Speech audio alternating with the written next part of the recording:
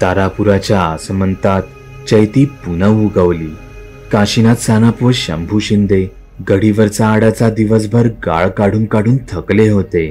सायंकाळ होताच दुर्गा व गौरीनं जेवण वाढलं. गडीवरील इंगळेनं पाळलेली कुन्नी कुत्रीसह भाकर घातली. शंभूच्या दुर्गा 6वा महिना तर काशीच्या गौरी 7वा महिना सुरू असल्यानं दोघींनीही धापा टाकत आवराआवर केली व गडीच्या मोकळ्या माचीवरील पालासमोर आपली बैठक मांडली. कन्नी कुत्रीही शेपटी घोळत तेथेच घुटमळत बसली. शंभू व काशीच्या कुटुंबात 3-4 पिढीपासून घरोबा चालत आलेला. त्याच्या आजा पणज्यांनी सोबत काम करत संसार गाडा हाकललेला. पूर्वजाचाच कित्ता गिरवत सोबत दगड फोडण्याचं काम करत आलेले. आताही सोलापुरातील बार्शीहून खानदेशातील सुसरी धरणाच्या बांधकामासाठी दोन्ही सोबतच आलेले. धरणाचं बांधकाम पूर्ण होताच याच परिसरातील कुणाची विहीर फोडत तर कधी गाळ काढत गुजराण चाललेली. काशीच्या गौरीचा आते भाऊ गंगाधर इंगळेही 3 वर्षापूर्वी यांच्या सोबतच आलेला. पण शिकला सवरलेला व अति महत्वाकांक्षी स्वभावानं गढीतील प्रभुणे मालकांशी चांगले संबंध प्रस्थापित करत गढीच्या रखवालीचं काम मिळवलं. गढीचे मालक पुण्यालाच राहत असल्यानं तोच आता साऱ्या गढीची देखरेख ठेवत असे. त्यानंच धरणावरील काम संपल्यानं शंभू व काशीला मालकाच्या आज्ञेने आधी मंदिराजवळच्या विहिरीचा व आता गढीवरील विहिरीचा गाळ काढण्यास सोपवत तो प्रभूनेस भेटण्यास पुण्यास गेलेला. कासा, गावात इंगळ्याविषयी राग धुमसतोय रे. शंभू, राग धुमसणारच. गाववाल्यांना एका पाथरवटानं गढी सांभाळावी हे खटकतंय. कासा, गौरीचा आतेभाऊ ना तो. या गोष्टी गौरीमार्फत कळव त्याला तू. गढीवाड्याचं थोरा मोठ्याचं राजकारणही पेचाचं असतं. आपल्यासारख्या पोट घेऊन भटकंती करणाऱ्यांनी यात उगाच का पडायचं. शंभू, मी बोललो होतो त्याला, पण प्रभूने मालकांचा पूर्ण विश्वास असल्यावर व मी गढीचं वाईट करत नसल्यानं मी का भ्यावं, म्हणून त्यानं मलाच निरुत्तर केलं. जाऊ दे, पण शंभू, पावसाळा लागला की आपण ही बर्शीला परतू आता. 3 वर्ष झालीत बर्शी सोडून. कासा, बहुतेक पावसाळ्याआधीच परतावं लागेल, दुर्गा व गौरीच्या बाळणपणासाठी. शंभू बोलला. काशीच्या मनात 3-4 महिन्यांपासून घोळत असलेला विचार तरळला. शंभू, एक विचारायचं रे तुम्हा दोघांना. गौरी व माझ्या मनात केव्हाच आलंय, पण विचारावं की नाही हाच संभ्रम होतोय. अरे कासा, 3-4 की जास्त पिढींपासून सानप शिंदे घरांचा संबंध आहे आपला, तरी मनात आलं ते साफ विचारण्यासाठी मनात संभ्रम का रे. शंभू, तेच आम्हाच म्हणायचंय. हा घरोबा आपण नात्यात बदलूयात. गौरी व दुर्गा ही आता गप्पा कान देऊन ऐकू लागल्या. कासा, काय म्हणायचंय तुला. शंभू, दुर्गा व गौरी दोघेही पोटुशा आहेत. करूयात नवीन नात्याची सुरुवात. कासा, लाख मोलाचं बोललास तू. हा विचार तर दुर्गेनेही बोलून दाखवला होता माझ्याजवळ. मग चांगल्या कामास उशीर कशाला. चला, आज पुनवही आहे. तडक शिवालयात जाऊ 4 जण अन महादेवाच्या साक्षीनं नवीन नात्याच्या आणाबाणा घेऊयात. अहो ऐका ना, आज गिऱ्हाण लागणार आहे म्हणे. गिऱ्हाणात शुभ कामे करायची नसतात. दुर्गा शंभूस म्हणाली. दुर्गा, गिऱ्हाण, शुभ अशुभ या गोष्टी सुखासीन लोकांसाठी असतात ग. आपल्यासारख्या हातावर पोट घेऊन दगड फोडणाऱ्यांसाठी साऱ्याच वेळा व कामं शुभ असतात. अन अजून ग्रहण लागलं नाही तोवर तर आपण मंदिरात आपला विधी आटपूयात. शंभू आनंदाने समजावत म्हणाला. शंभू आणि काशीनाथ दुर्गा व गौरीस घेत गढी उतरत शिवालयात आले. सोबत मागोमाग गढीवर कन्नी कुत्रीही आली.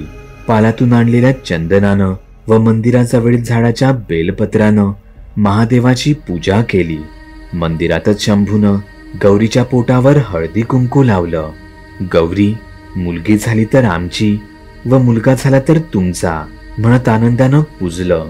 तर काशीनाथानंही दुर्गेच्या पोटावर हळद कुंकू लावत तेच महादेवांच्या साक्षीनं मोठ्यानं म्हटलं. गौरीबाई, आता महादेवानं दोघाच्या पोटी मुलगा मुलगी निपसू दे. तुला मुलगी अन मला मुलगा झाला तर तुझी मुलगी माझी सून. आन मला मुलगी व तुला मुलगा झाला तर माझी मुलगी तुला सून म्हणून देईन, दुर्गा आनंदाने म्हणाली. झालं. महादेवाच्या साक्षीनं 2 कष्टकरी कुटुंबांचं नातं. 2 जीव जन्माला येण्याआधीच बंधनात अडकणार होते की हे मानवी बंधन झुगारणार होते, महादेवच जाणो. 4ही जणांनी मनोभावे महादेवाचे आशीर्वाद घेतले व पायविहीरीकडे आले, जलदेवता आणि आसराची पूजा करण्यासाठी. वरती नभोमंडलातील ग्रह तारे हे नवीन निर्माण होऊ पाहणारं नातं पाहण्यासाठी जणू सावली प्रकाशाचा अद्भुत खेळ खेळू लागले की महादेवच या ताऱ्या ग्रहांना एका सरळ रेषेत आणू लागला, येणाऱ्या चरांचे प्राक्तन लिहिण्यासाठी. सावल्यांचा मनोहारी खेळ सुरू झाला. मानवी मने कोणतंही काम नेकदिलानं करू लागली की जणू निसर्गही आपले चक्रे बदलत असावा. तारापुराच्या नभोमंडलात खंडग्रास चंद्रग्रहण सुरू झालं. शंभू, काशी, गौरी व दुर्गा साऱ्यांनी पाय विहिरीत उतरत विहिरीतील जलाची पूजा केली. मागोमाग कन्नी कुत्रीही होतीच. चंद्र पृथ्वीच्या सावलीनं झाकला जाऊ लागला. तारापूर शांत झोपलेलं. एरवी असंही रात्रीचं कुणी सुसरी काठावरील शिवालयात भीतीनं फिरकत नसेच. शंभू, दुर्गा आणि काशी गौरी पायऱ्या पायऱ्यांनी फिरत समोरच्या बेलात भिंतीजवळ आले.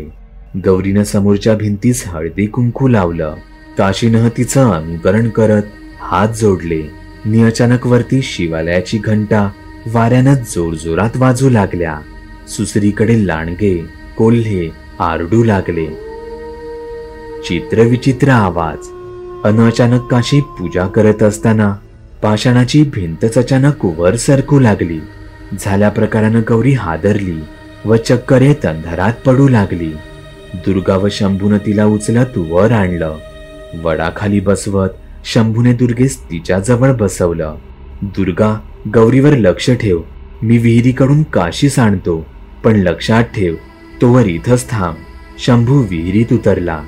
तेवढ्यात विहिरीतल्या समोरच्या भिंतीत एक दरवाजा तयार झालेला व आतून पाण्याचा प्रवाह सुरू झालेला. शंभू, आपण 3 वर्षांपासून याच शिवालयात राहतोय. या विहिरीत गाळ काढला, कितीदा उतरलोय, पण असं कधी घडलं नव्हतं. मग आताच हा दरवाजा अचानक कसा तयार झाला? काशीनाथ अचंब्यानं व भीतीनं विचारू लागला. कासा भावा, काहीतरी गडबड नक्कीच आहे. नेमकं काय आहे माहीत नाही, पण चल समोरच्या दरवाजातून आत तर घुसूयात. दोघांनी पाण्यातून आत प्रवेश केला.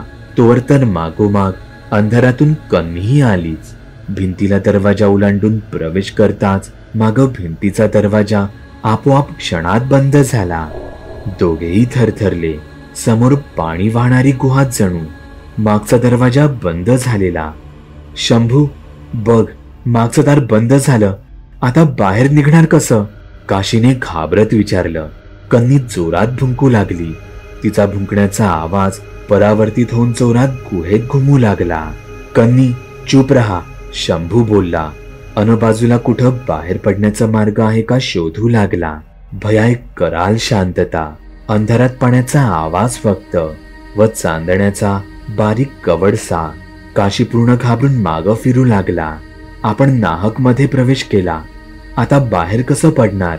तो मागं फिरत जेथून दार होतं तेथे मगासारखाच हात जोडत विनवू लागला. महादेवा, चुकलो आम्ही, पण आम्हास बाहेर काढ. दार उघड भोलेनाथ. पण दार उघडेना. भिंत जशीच्या तशी. शंभूनं आजूबाजूला डोळे ताणून पाहायला सुरुवात केली. आता त्याचे डोळे अंधाराला सरावले. अंधारात अंधुकसं दिसू लागलं. कन्नी पुढे होत जोरात भुंकत होती. तिकडे तो पाहू लागला. त्याचे डोळे विस्फारले. काहीतरी अंधारात चमकत होतं. तो पुढे सरकला. घागरीसारखं काहीतरी चमकत होतं.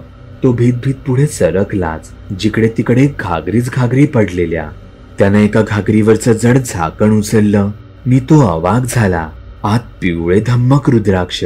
अंधारात पिवळी चमक ते सोन्याचे असल्याचं लगेच सांगत होती. घागर पूर्ण पिवळ्या रुद्राक्षांनी भरलेली. सोन्याचे रुद्राक्ष. शंभू, तुझं काय चाललंय तिकडे? दार बंद झालंय नि तू पुढं पुढं का सरकतोय तिकडं? आधी बाहेर पडण्याचा मार्ग शोध बाबा, नाहीतर मेलोस या अंधाऱ्या गुफेत. काशी रडवेल्या स्वरात म्हणाला. शंभू भानावर येत माघारी आला. काशी, मगाशी हात जोडत विनवलं तू बाहेर, तशीच विनवणी कर एकदा मनोभावे बरं. शंभू म्हणाला, अरे सारं केलंय पण उघडतच नाही दार. भले तू कर विनवणी एकदा, अन्यथा दुसरीकडे रस्ता शोध या गुहेतून बाहेर पडण्यासाठी. शंभूने भिंतीसमोर उभं राहत हात जोडले. निक्षणात भिंतीत दार पडत मगासारखा दरवाजा तयार झाला. अर्धवट चंद्रप्रकाशात पायविहीर दिसू लागली. दोघेही लगेच बाहेर पडले. बाहेर पडताच दार पूर्ववत बंद झालं. दोघेही पायरीवर मटकन खाली बसले. आपण जीवघेण्या संकटातून सुटलो यानं त्यांनी सुटकेचा श्वास सोडला. तोच शंभूला कन्नी आतच राहिली ही जाणीव झाली. ती भुंकत पुढेच निघाली होती व आता आपणासोबत ती बाहेर आलीच नाही हे लक्षात येताच शंभू घाबरला. मुकजित्राब मध्येच अडकलं यानं तो कासावीस झाला. कन्नी आतच अडकली रे. शंभू, अडकली तर अडकू दे, पण मी पुन्हा आत जाणार नाही आता. काशी, तू हात जोडले की दार उघडतं व येताना मी हात जोडले की उघडतं. साधं गणित आहे. चल, कन्नीसाठी एकदा आत जावंच लागेल. शंभू, चगला का? एका साध्या कुत्रीसाठी जीव धोक्यात घालू नको. मी मुळीच येणार नाही. काशी, कुत्री असली तरी जीवच आहे. हात जोडून दरवाजा उघडून दे. मी एकटा जातो व तिला आणतो बाहेर. हवं तर तू नको येऊस. शंभू, मी तुला एकट्याला नाही जाऊ देणार. मग ऐकनी हात जोड. कन्नीला घेतलं की लगेच येऊ. दोघेही उठले. ग्रहण चढतच होतं. चंद्र आता अर्धा झाकला गेला होता. काशीनं मगासारखं भिंतीजवळ उभं राहत थरथरत हात जोडले. क्षणात भिंत वर खाली सरकत दरवाजा तयार झाला. दोघेही आत घुसताच दार पुन्हा बंद. शंभू कन्नीसाठी पुढे निघणार तोच काशीनं त्याचा हात पकडला. शंभू, एकदा दार उघडतं का? खात्री करूयात, मग पाहू कन्नीला. आधी काशीनं हात जोडत विनवणी केली पण दार उघडेना. मग शंभूने हात जोडले अन दार उघडलं. आता काशीची खात्री झाली की बाहेरून आपण हात जोडले की दार उघडतं व आत येताच बंद होतं, तर आतून शंभूनं हात जोडले की उघडतं. तो आता थोडा निर्धास्त झाला. दोघे कन्नीसाठी गुहेकडे निघणार तोच पुन्हा दार बंद झालं. पण आता दोघांना भीती नाही वाटली. शंभू व काशी अंधाराचा अंदाज घेऊ लागले. ग्रहण वाढत असावं तसं खालून वाहणाऱ्या पाण्याची पातळीही वाढत होती. शंभूने कन्नीला आवाज दिला. थोड्या वेळानं कन्नीचं भुंकणं ऐकू आलं. तसा काशी शंभूनं पुन्हा आवाज दिला. पुढं गेलेली कन्नी परतू लागली व तिच्या भुंकण्याचा आवाज जवळ येऊ लागला. काशीही आता आजूबाजूला पाहू लागला. पाण्याचा प्रवाह येत होता. तिकडे भुयार सरळ पुढे गेलेलं दिसत होतं व त्याच्या दोन्ही अंगास लेण्या कोरल्या असाव्यात तसे मंडप, खोल्या दिसत होत्या. समोरच्या गुहेतून अंधुकच चांदण्याचा कवडसा पाझरत होता. पाण्याच्या प्रवाहासोबत शंभूनं काशीचा हात धरत घागरीकडे नेलं. घागरीवरचं जड झाकण उचलत काशीसातले सोन्याचे रुद्राक्ष दाखवले. काशीला तर जबर धक्का बसला. तोही दुसऱ्या घागरीवरचं झाकण उघडून पाहू लागला तर सर्व घागरीमध्ये सोन्याचे रुद्राक्ष. घागरीच घागरी व सोनंच सोनं. शंभू, कुबेराचा खजानाच पडला इथं. काशी, महादेवाचाच असावा हा. दोघेही बराच वेळ गुहेत फिरले. मंडपच मंडप, खोल्याच खोल्या. अगदी लेण्या कोराव्या तशाच कातळात कोरलेल्या.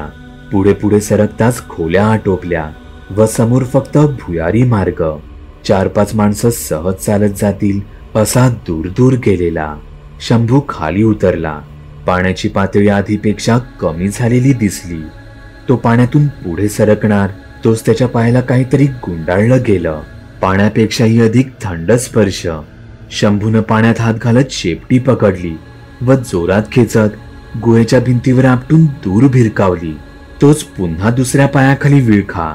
आता शंभूनं दूर भिरकावताच माघार घेतली. मागे परतत शंभूनं जोरात शिटी घुमत कन्नीला बोलावलं.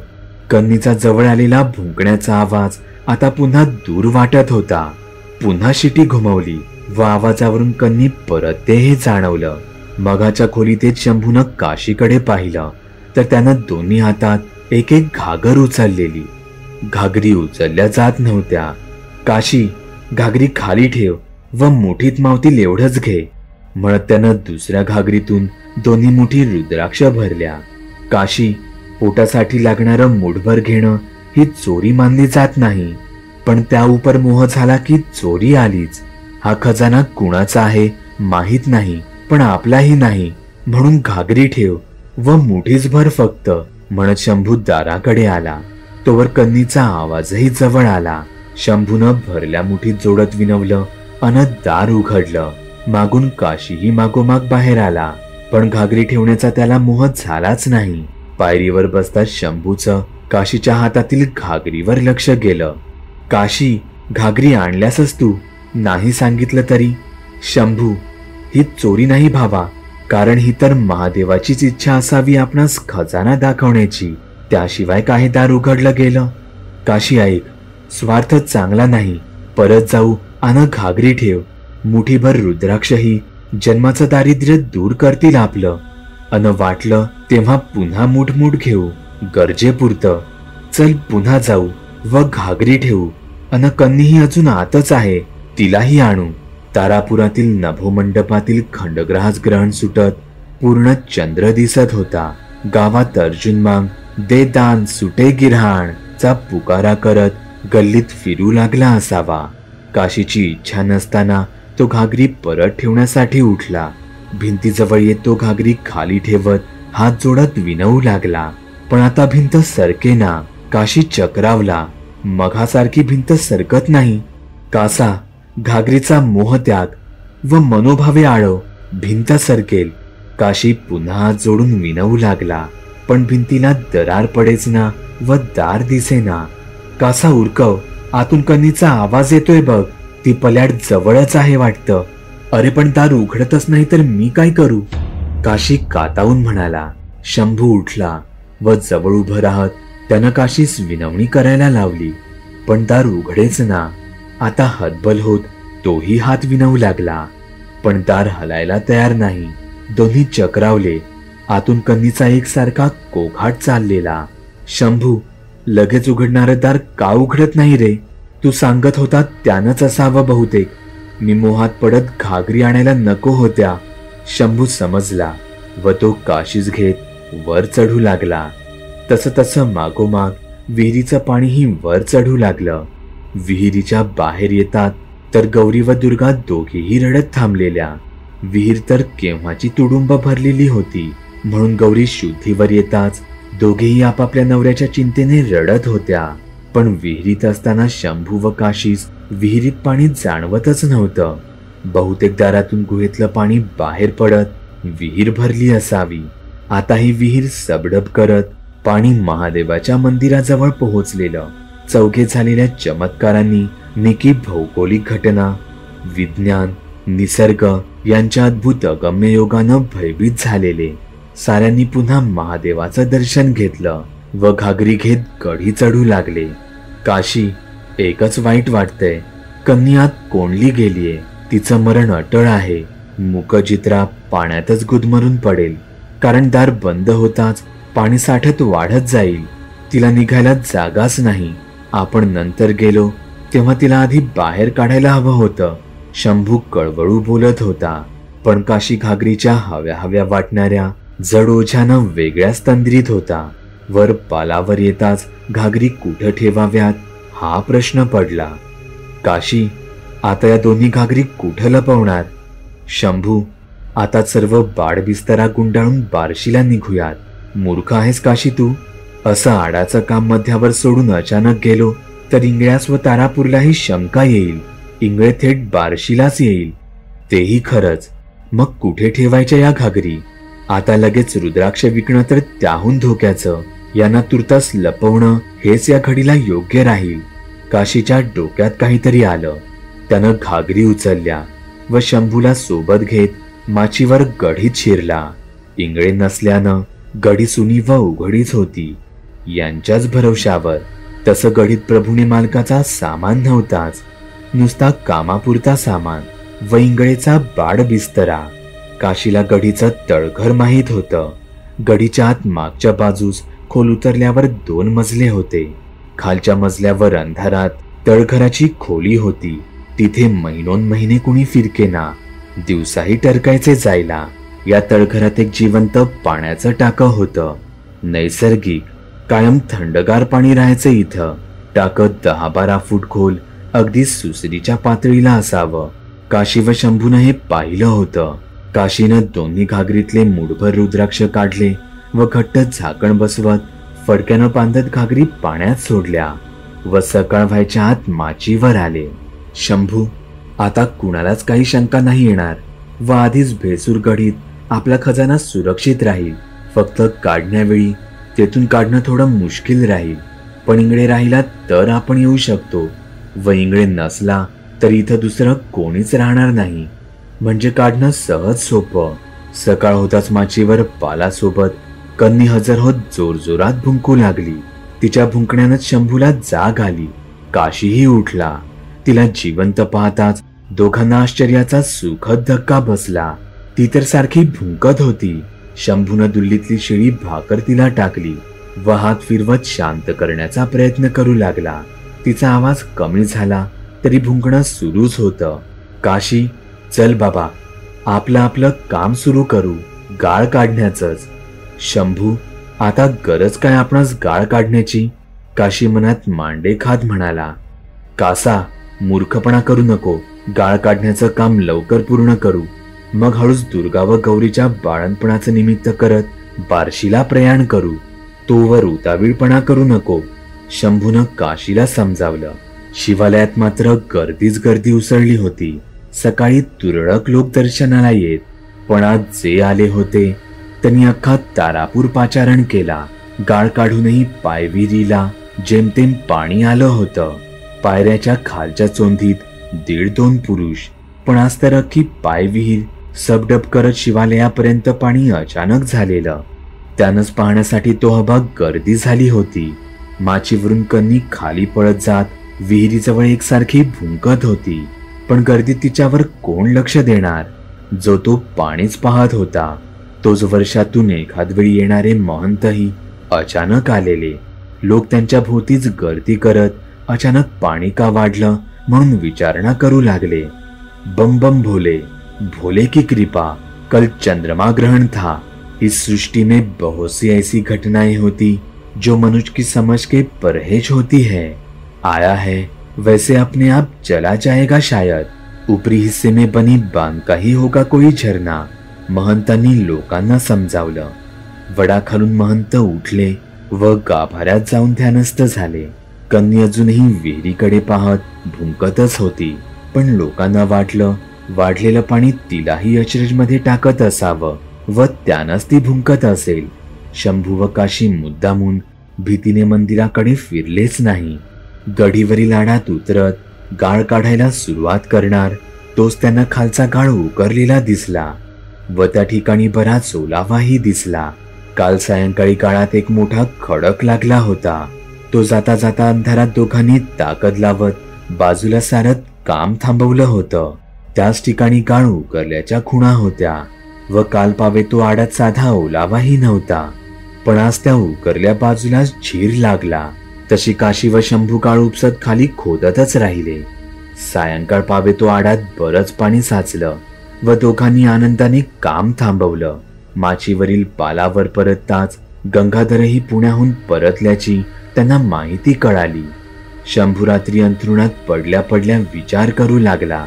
कन्नी रात्री भुयारातच अडकली होती हे पक्क, पण सकाळी ती बाहेर आली म्हणजे भुयाराला नक्कीच दुसरं टोक कुठेतरी निघत असावं व त्यातूनच कन्नी बाहेर पडली असावी. काल सायंकाळी आपण गाळ काढण्याचं काम थांबवलं तेव्हा एक मोठी शिळा हलवली होती व सकाळी तेथेच गाळ उकरल्याच्या खुणा होत्या. असावा का संबंध? मंदिरातील पायविहिरीतून सुरू होत गढीतील आडात बंद होणारं भुयार. कुणी सांगावं? गढीतील आडातून सुरू होत मंदिरातील पायविहिरीत उघडणारं भुयार पूर्वी कोरलेलं असावं. गढी ते शिवालय. कदाचित गढीतला खजाना देवाच्या भरवशावर दडवला असावा अन आपण तोच काल उघड करू पाहत होतो. काहीही असो, या फंद्यात पडणंच नको. आडाचं काम उरकू अन दुर्गा गौरीच घेत काशीसह इथला डेरा कायमचाच हलवू असा सोयीस्कर विचार करत शंभू झोपू लागला. शंभू, काशी, झोपले का रे? अरे कन्नी दिसत नाही गडीवर. गंगाधर आवाज देत विचारू लागला. गंगाधर कदाचित मंदिराकडे गेली असेल, शंभू म्हणाला व पालातून बाहेर आला. आडाला आज पाणी लागल्याचंही त्यानं गंगाधरला कळवलं. दुसऱ्या दिवशी सकाळी आडावर गेले तर गडीवरचा आडही पुरा काठोकाठ भरलेला. काशीनं गंगाधरला बोलावलं. गंगाधर, आता आमचं काम संपलं. गाळ काढताच आडाला पाणी आलं. तिकडे मंदिरातली पायविरीची पातळी बरीच खालावत निम्म्यावर आली. शंभूला पुन्हा दोन्ही आडात कनेक्शन जाणवलं. एकाची पातळी वाढली तर दुसऱ्याची उतरली. दोघांचं भौगोलिक स्थान पाहिलं तर समतलावर. लोकांना व गंगाधरलाही वर धरण भरलेलं व परवाचं ग्रहण याचाच परिणाम विहीर भरण्यात झाला असावा असाच भ्रम झाला. काशी व शंभूनं बार्शीकडे जाण्याची तयारी सुरू केली. जाण्या अगोदर ते मंदिरात महंतांना भेटण्यास आले. महंत अजून मंदिरातच वडाखाली थांबलेले. गढीवरची कन्नी सारखी भुंकत त्यांच्याजवळ वावरत होती. नेमका त्याच वेळी गंगाधर इंगळेही कन्नीसाठी मंदिरात आलेला. शंभू व काशी महंतासमोर बसले. इंगळेही येत कन्नीला बोलावणार. तोच गंगाधरला पाहत असती त्याचे पाय चाटत त्याला भुंकतच पायविरीकडे खुणावू लागली. कन्नी, बिटिया नहीं, ऐसे जोर जोर से चिल्लाते नहीं. महंत तिच्या डोळ्यांत आपली नजर रोखत बोलले. कन्नी चिरका आवाज काढत महंतांकडे पलटली. महंतानं आपल्या कफनीतून कसली तरी मुळी काढत तिच्या तोंडात कोंबली. ती मुळी कन्नीनं चघळली व तिचं भुंकणं कमी झालं. ती गुंगी आल्यागत पुढच्या पायावर डोकं ठेवत झोपू लागली. काशी, कितना पत्थर फोड़ेगा रे तू? बहुत कमा लिया मेरे भाई. अब ज्यादा कमाने की झंझट में मत पड़. निकल जा. लालच बुरी बला है मेरे भाई. शंभू को देख, इससे कुछ सीखा कर. महंत जी, वही सोच रहा हूं कि अब लौट जाऊं. एक बात दोनों कान खोल के सुन लो. दोबारा इस सुसरी नदी के आसपास भटकना मत. यह मिट्टी किसी के खून की प्यासी है. शंभू व काशी चमकले. गंगाधरही काहीच न कळाल्याने तो कावरा बावरा होत पाहू लागला. गंगाधरनं शांत झालेल्या कन्नीस घेतलं व तो जाणार तोच तो थांबला. मेरे हाथ की रेखा क्या बोलती, जरा हमें भी बताओ महंत जी. महंतने त्याच्या कपाळाच्या मधोमध पाहिलं. गंगा, तेरे भाग रेखा में राजयोग लिखा है. पर क्या महंत जी? एक कन्नी को संभाल के रख और धीरज से काम ले. जल्दबाजी में कुछ गलत कदम मत उठाना जिंदगी में कभी. बोलत महंत उठले. महंत उठून कुठं निघून गेले कुणालाच दिसले नाही. महंत नेहमी असे अचानक येत व तसेच अचानक निघून जात. शंभू व काशी दुर्गा व गौरीच्या बाळणपणासाठी बार्शीकडे निघाले. गंगाधर इंगळे मात्र त्यांच्या सोबतच सुसरी धरणावर कामासाठी आला होता. पण आता प्रभूने मालकाच्या कृपेने गढीची देखरेख करण्यासाठी तारापुरातच थांबला. त्याच्या लग्नाला 3 वर्ष होऊनही गिरिजास अजून मुलबाळ होतच नव्हतं. बागुल बुवा.